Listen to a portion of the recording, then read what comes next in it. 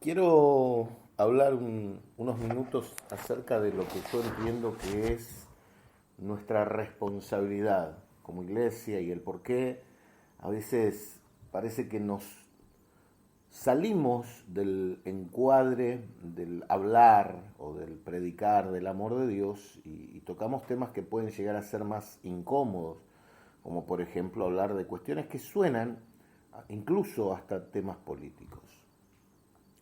Existe una realidad espiritual y es la permanente lucha del infierno contra la iglesia de Jesucristo. Es claro que el diablo no tiene autoridad ni poder en contra de la iglesia, excepto el que la misma iglesia le otorgue.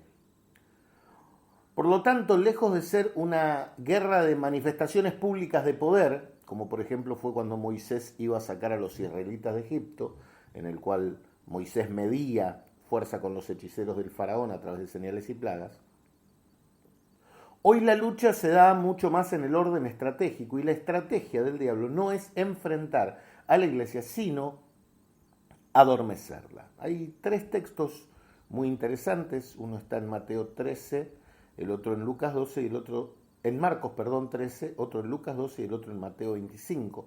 En el primero dice, mirad, velad y orad, porque no sabéis cuándo será el tiempo, es como el hombre que yéndose lejos de su casa, le dio autoridad a sus siervos y a cada uno su obra, y al portero mandó que velase. Velad, pues, porque no sabéis cuándo vendrá el Señor de la casa, si al anochecer, o a la medianoche, o al canto del gallo, o a la mañana, para que cuando venga de repente no los encuentre durmiendo. Lo que les digo a ustedes, a todos, es velad.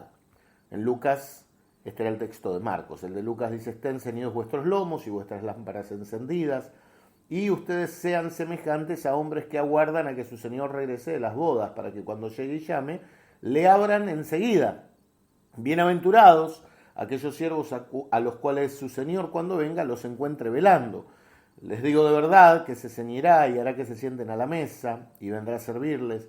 Y aunque venga la segunda vigilia y aunque venga la tercera, si los encontrare así, bienaventurados serán aquellos siervos. Y el tercer texto, tal vez un poco más conocido todavía, en Mateo 25, es la parábola de las vírgenes, donde dice que el reino de los cielos será semejante a 10 vírgenes que tomando sus lámparas salieron para recibir al esposo, y 5 de ellos eran prudentes, de ellas eran prudentes y 5 insensatas. Las insensatas tomaron sus lámparas, pero no tomaron aceite, pero las prudentes tomaron aceite en sus vasijas, además de sus lámparas. Y como el esposo tardaba, cabecearon todas y se durmieron. Y a la medianoche se oyó un clamor, y aquí viene el esposo, salid a recibirle. Entonces todas aquellas vírgenes se levantaron y arreglaron sus lámparas. Y las insensatas dijeron a las prudentes, dadnos de vuestro aceite, porque nuestras lámparas se apagan.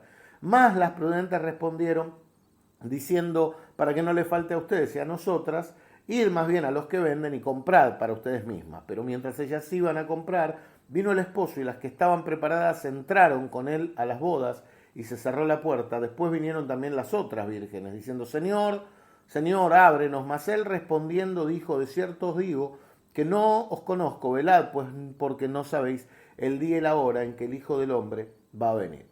Acá la palabra clave una y otra vez es velar, y como contraposición al velar, la palabra clave es dormir. Mientras que velar es estar atento, dormir es justamente no estarlo. Ahora bien, el vigía no solo está atento a la llegada del hijo, al regreso del hijo, del esposo, sino también es esencial la condición de la novia, la condición de la iglesia.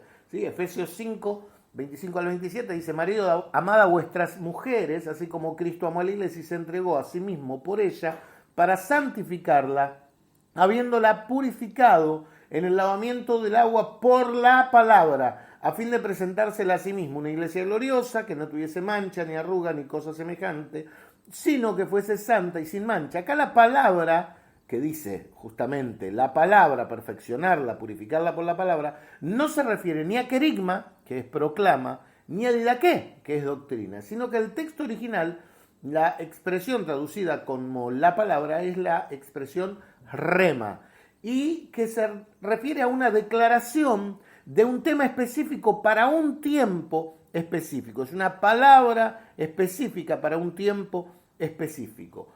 Y Romanos capítulo 1, 18 dice, porque la ira de Dios se revela desde el cielo contra toda impiedad e injusticia de los hombres que detienen con injusticia la verdad. El ministerio profético tiene la obligación de integrar a la palabra de la cruz, que es el mensaje de amor y salvación, la palabra rema, que es justamente la observación específica de un tiempo específico para que la iglesia, aunque sea incomodada, pero se despierte. Ya desde el Antiguo Testamento Dios nos advierte acerca de la función del que vigila, ¿sí? En Ezequiel, por supuesto, habla de tanto la función humana como la espiritual y hace el contraste. En Ezequiel 32 dice, hijo de hombre, habla a los hijos de tu pueblo y diles, cuando trajere yo espada sobre la tierra y el pueblo de la tierra tomare un hombre de su territorio y lo pusiere por atalaya, y él viere venir la espada sobre la tierra y tocare trompeta y avisare al pueblo, cualquiera que oyere el sonido de la trompeta y no se apercibiere, viniendo la espada lo hiriere, su sangre será sobre su propia cabeza. El sonido de la trompeta oyó y no se apercibió, su sangre será sobre él. Mas el que se apercibiere librará su vida.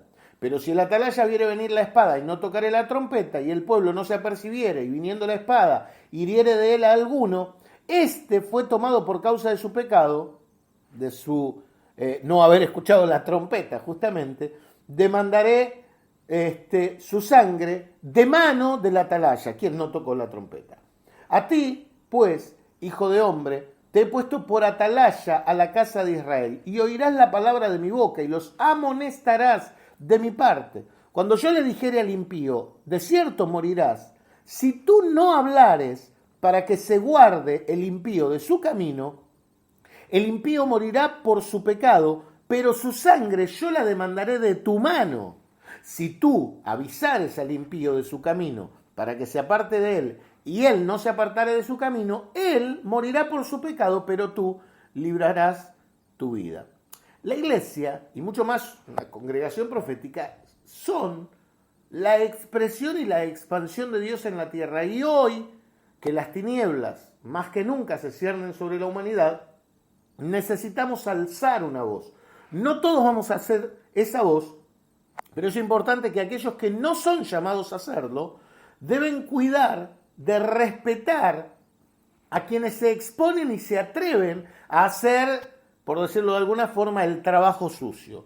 Daniel no cesó de orar, sino que además de seguir orando, cuando fue prohibido, abrió las ventanas en una actitud desafiante. Esther se presentó delante del rey violando las leyes protocolares y aún con el antecedente de Basti, que había sido desterrada, diciendo, si perezco, que perezca. Moisés se presentó delante de Faraón. Elías se le plantó a Acabe y a Jezabel, una reina que, por cierto, gobernaba al lado de un rey y en realidad la que hacía todo era ella y era una hechicera, ¿no?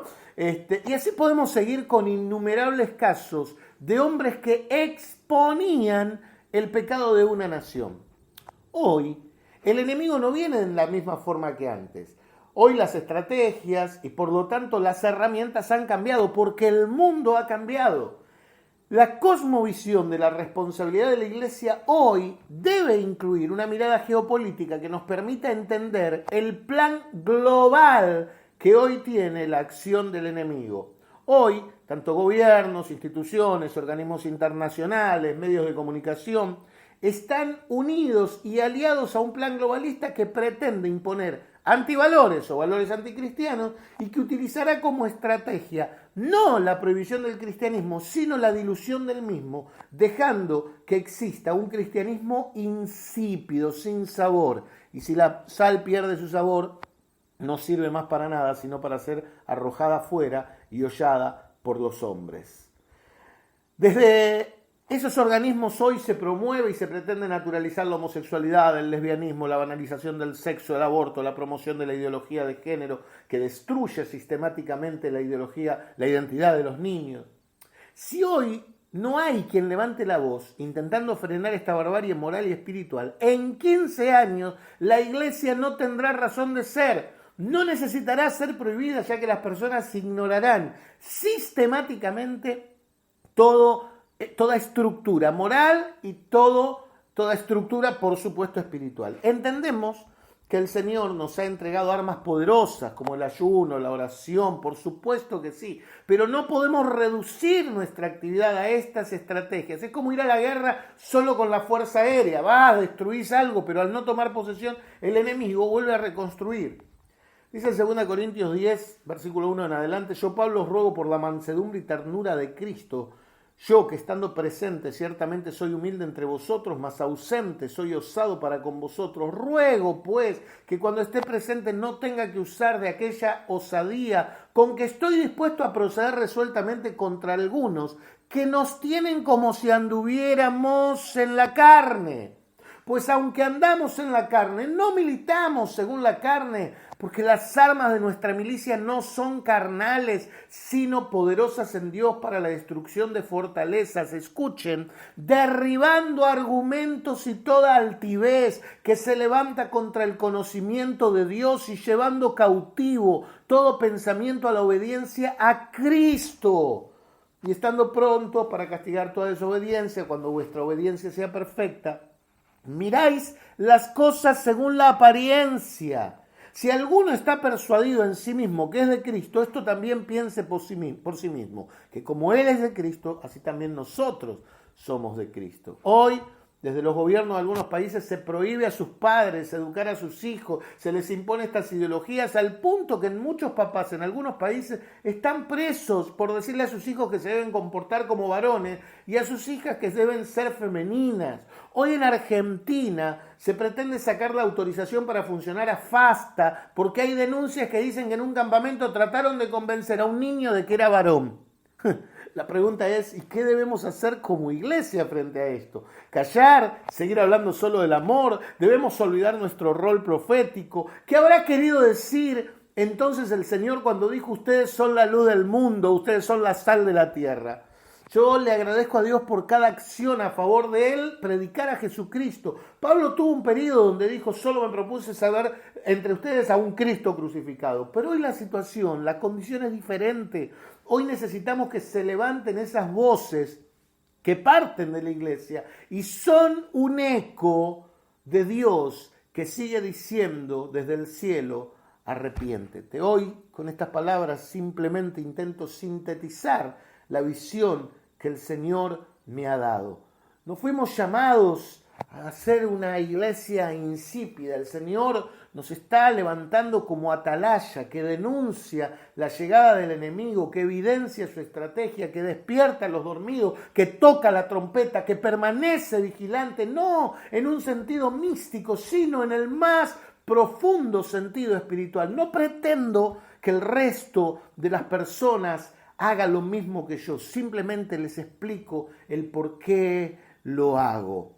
Si el hombre deja de buscar la justicia del reino, deja de vivir la bendición de Dios, y ante la falta de esa bendición y la falta de respuesta, se agota la fe. Y el Señor se vuelve a preguntar: cuando venga el Hijo del Hombre, ¿hallará fe en la tierra? Estamos llamados a creer y vivir un mensaje completo. Y necesitamos entender que el mensaje completo tiene un énfasis en el error que se está cometiendo para que la gente pueda arrepentirse y volver a Dios. Que Dios te bendiga y que nos permita seguir soportando el ataque del enemigo. El enemigo trabaja en el área de la mente, de los pensamientos, y solo una persona llena del Espíritu Santo se puede mantener inalterable frente a la presión del enemigo.